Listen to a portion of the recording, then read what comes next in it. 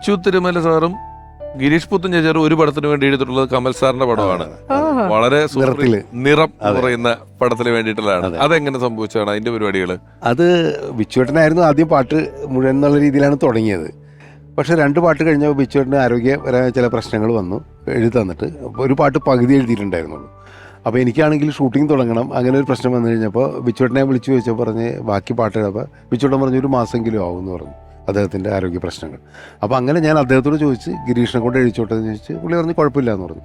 അങ്ങനെയാണ് ഗിരീഷിന് യാതൊരു മടി ഉണ്ടായിരുന്നില്ല ബിച്ചുവേട്ടൻ എഴുതിയത് ബാക്കി പാട്ട് എഴുതുക. കാരണം ബിച്ചുവേട്ടനെ പോലെ ഒരാളുടെ കൂടെ പാട്ട് എഴുതാനല്ലേ എന്നുള്ളൊരു സന്തോഷത്തിലാണ് പുള്ളി വന്നത്.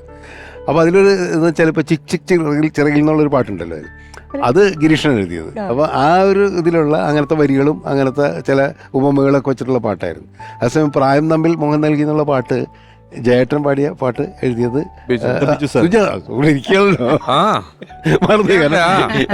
ജയേട്ടന്റെ പെട്ടെന്ന് ഓർമ്മ സുജാത ജയേട്ടനോട് പാടിയ ആ പാട്ടുണ്ടല്ലോ, ആ സമയത്ത് പേപ്പർ പറന്നു പോവാത്ത അമ്പിങ്ങൊക്കെ ഉണ്ടല്ലോ. അപ്പൊ അത് ബിച്ചുവേട്ടൻ എഴുതിയത്. അപ്പൊ അതില് 2-3 ലൈൻ ശരിക്കും എഴുതിയിട്ടുണ്ടായിരുന്നില്ല. സെക്കൻഡ് ചരണത്തിലെ എൻഡ് ഫിനിഷ് ചെയ്യാൻ ബിച്ചുവേട്ടന് പറ്റിയിരുന്നില്ല. ബിച്ചുവേട്ടൻ അയച്ചു തരാമെന്നാണ് പറഞ്ഞത്. അപ്പോൾ എനിക്ക് ആ ടെൻഷനായി, കാരണം ഇത് റെക്കോർഡിങ് നടക്കുകയാണ്, നിങ്ങളൊക്കെ പാടാൻ വേണ്ടി വന്നപ്പോൾ എഴുതിയിട്ടില്ല. അപ്പോൾ ബിച്ചുവേട്ടനെ വിളിച്ചു. ബിച്ചുവേട്ടൻ ലാസ്റ്റ് 2 ലൈൻ ഒന്ന് ഫിനിഷ് ചെയ്യണം ചരണം, എന്നാലും അത് ഇതാ വിട്ടു. ബിച്ചുവേട്ടൻ പറഞ്ഞു എനിക്ക് ഓർമ്മയില്ല, പാട്ടൊക്കെ ഞാൻ മറന്നു എന്ന് പറഞ്ഞ് കംപ്ലീറ്റ് നീ പാടിത്തരാൻ പറഞ്ഞു. ഞാൻ പറഞ്ഞു എനിക്ക് പാടാൻ അറിയില്ല. അപ്പോൾ ഗിരീഷ് ഇതിലുണ്ട്, ഗിരീഷിനെ കൊണ്ട് പാടിച്ചു, ഞാൻ പാടിച്ചു കൊടുത്തു. കാരണം വെച്ച് കഴിഞ്ഞാൽ ഗിരീഷ് നീ ഒന്ന് പാടിക്കൊടുക്കുക, ഗിരീഷ് പാടുമല്ലോ നന്നായിട്ട്. ഗിരീഷ് പാടിക്കൊടുത്തു കഴിഞ്ഞപ്പോൾ ബിച്ചുവേട്ടൻ അവിടെ ഇങ്ങനെ കിടന്നിട്ട് എടാ ഗിരീഷേ അതിങ്ങനെ എഴുതണം എന്ന് പറഞ്ഞിട്ട് എനിക്ക് നല്ല ഓർമ്മയുണ്ട്. ഫോണിൽ കൂടി ബിച്ചോട്ടൻ വീട്ടിൽ കിടക്കുക, ഫോണിൽ കൂടി ഗിരീഷിന് ഫോണിൽ കൂടി പറഞ്ഞു കൊടുത്തിട്ട് ഗിരീഷാണ് അത് ഫില്ല് ചെയ്ത് തന്നത്.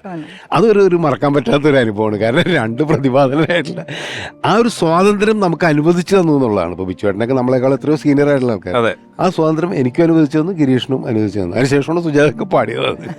അപ്പം അങ്ങനെ ഒരു സംഭവം ഉണ്ടായി. ഗിരീഷേട്ടൻ്റെ ഈ വേഴ്സറ്റാലിറ്റി, വൈവിധ്യം, അത് സിനിമയിലെ ഒരു കലാകാരൻ്റെ ഏറ്റവും ഇമ്പോർട്ടൻ്റ് ആയിട്ടുള്ള കാര്യമാണല്ലോ. അതെ.